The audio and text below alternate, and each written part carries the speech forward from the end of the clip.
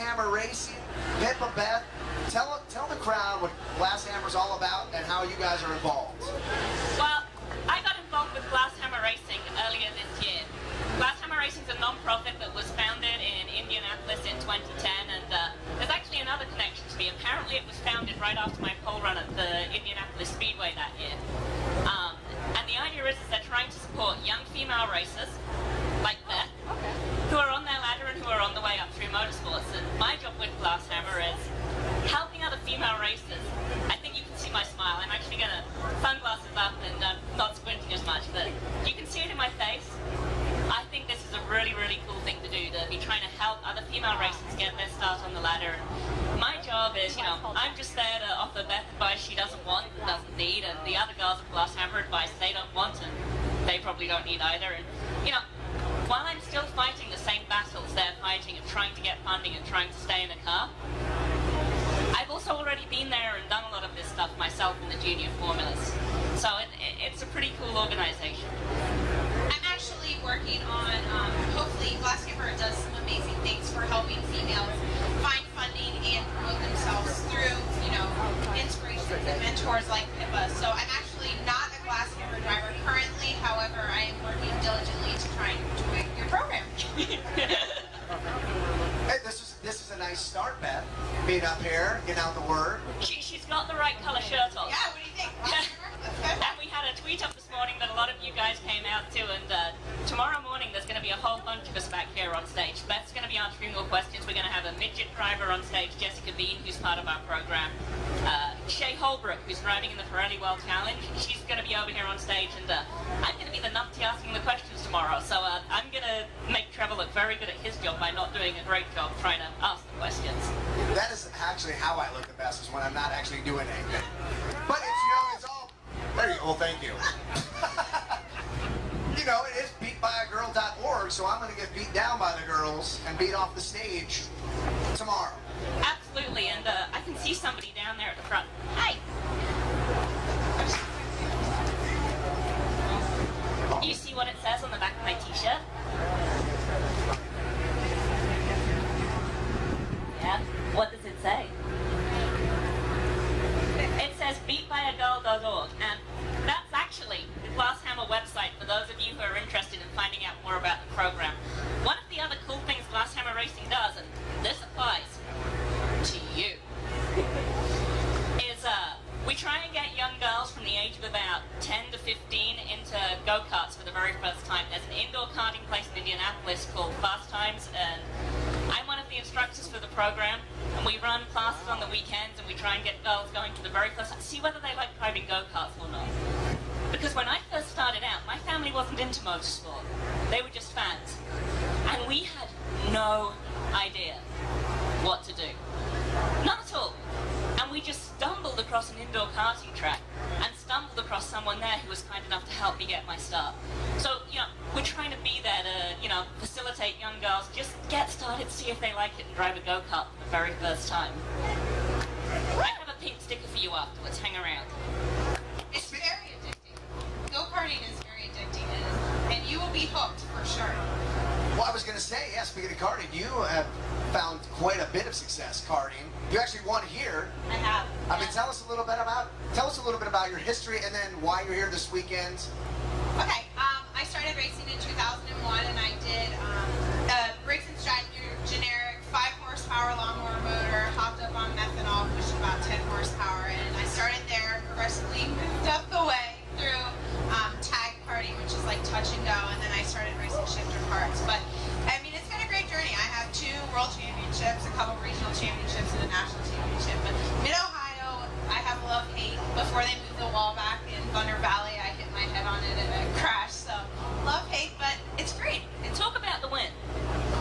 Talk about what it was like to win here. It's really quite amazing because the classes that I was running at the time are extremely competitive and one of the most prestigious in go-karting now. So the fact that you can race with 25, 30 people and come across the line first is like nothing you can ever explain to anyone.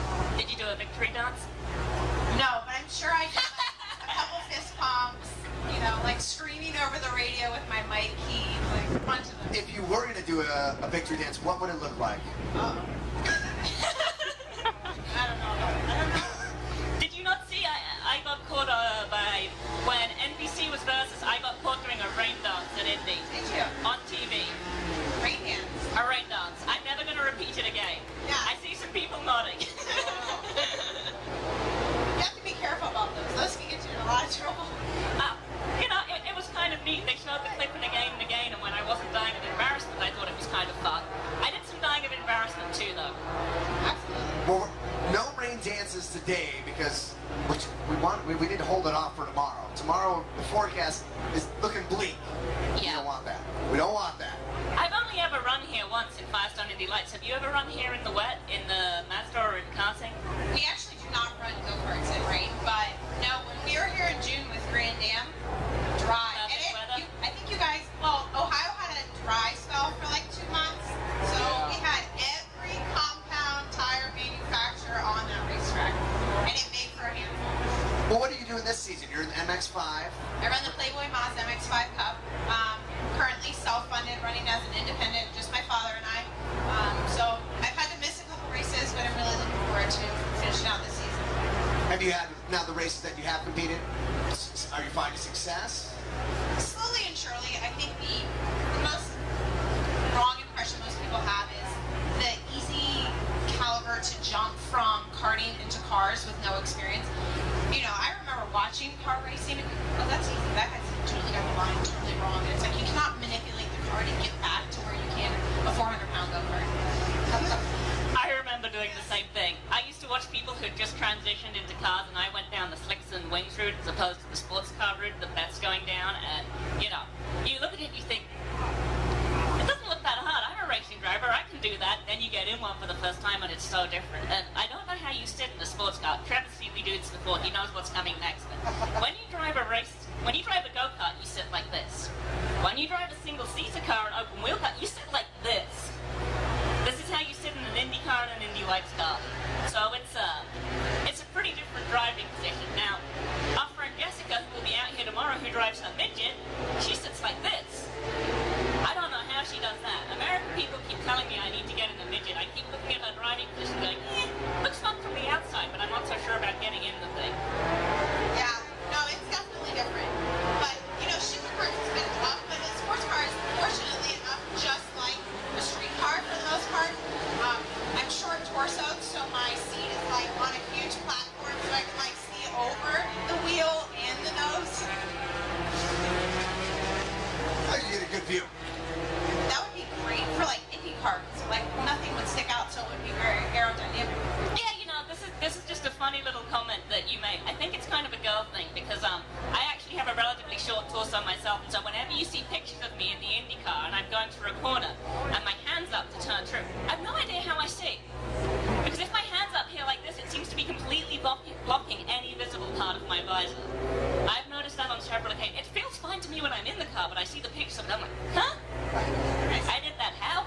I gotta say, you know, I don't think there's anybody that works harder than you. I mean, you're out here, you're helping out Glass Hammer, you're coming out to the village, you're calling for Indy Lights races. I mean, this woman works her tail off. So I hope that this happens for you, Pippa. I'm getting chills. I got him too. Actually, one other little thing I want to tell you guys about while we're here. Tomorrow there's going to be a lot of us out here on the stage. You've actually got Kelsey down there who runs the Glass Hammer Twitter account. On that side of the stage, in another Glass Hammer shirt, you have Ali. Ali is our photographer. Ali found our organization recently, and it's her dream to be a photographer at IMS one day. So she's doing Glass Hammer, and she's going to get some experience taking some pictures of some of the smaller cars with us and coming around with us and spending some time with us. So while we love the racing cars, it's not just about the girls who drive the cars. We're also trying to promote the STEM subjects in schools, and I think there's a plan maybe next year with IndyCar, if at all possible, that, you know, maybe try and get out into a few classrooms, because one of the drivers this year, Colette, has an engineering degree. Another of the drivers who unfortunately can't be here is trying to build her own car for the Pikes Peak Hill Climb. So these are some girls who have some pretty big engineering smarts, and about...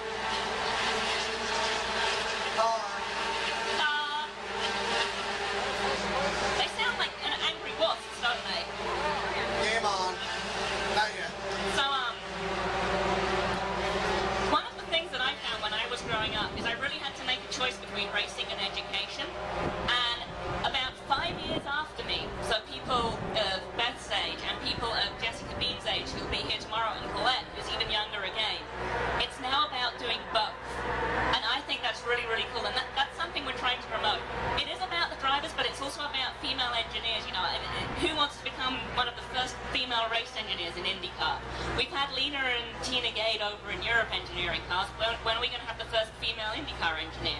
We have a data girl. In fact, I think we have 2 data girls in the IndyCar paddock now. No race engineer yet. And you know, if I get the chance through the Glass Hammer program whereby there's a female engineer who gets to the stage where they're ready to be a race engineer but they're not getting a shot, heck yeah would I be the driver to give them a try. If they're qualified for the job and they're a good engineer, I don't care if she's a girl or a guy.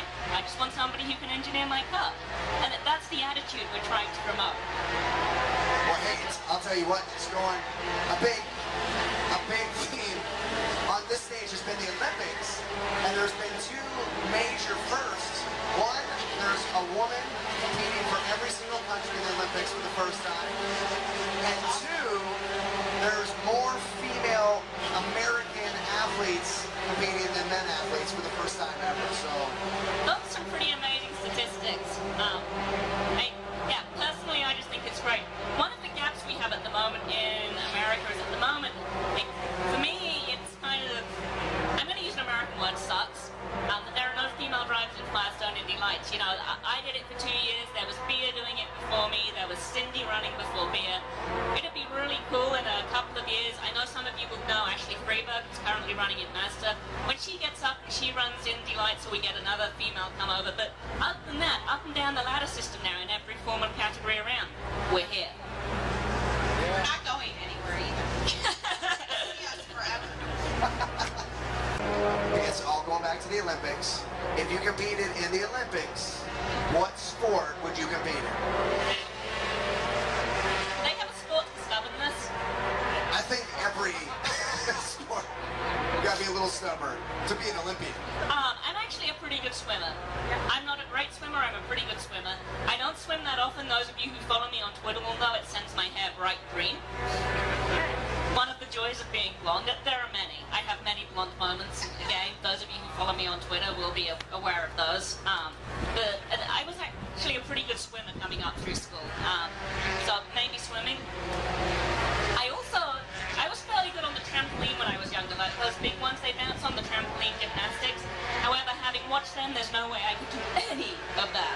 Like one front somersault is about my limit, so.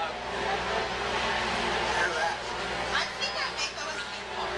I got a ping pong table in my basement. I'm not that fast, but I did gymnastics as a child, but like you, after watching them, not a chance. Actually, if I can jump in, any of you watch the gymnastics? Holy moly. Anybody who says those gymnasts are not athletes, I mean, I spend all day every day working out and I can't do what they freaking do. Like, in terms of strength, I'm not even talking about the gymnastic ability. In terms of the strength these girls have got, and the guys, I mean, when those guys get on, like, the rings and they, you know, hold themselves out, and like, my arms hurt just watching that. You know, when they make me stand and do a standing crucifix and holding weights out like that for as long as possible, it hurts like heck. I don't want to have to hold my own body weight up like that. Come on. Does anybody out there have any questions for either me or Beth about either of us or about the Glass Hammer program? We have some little information pamphlets to hand out. We have some pink stickers for the young girls in the audience. And anybody else who would like a pink sticker. And we might even have a Glass Hammer cap. I'm looking at my boss. She's nodding. We're going to have a Glass Hammer cap to give away.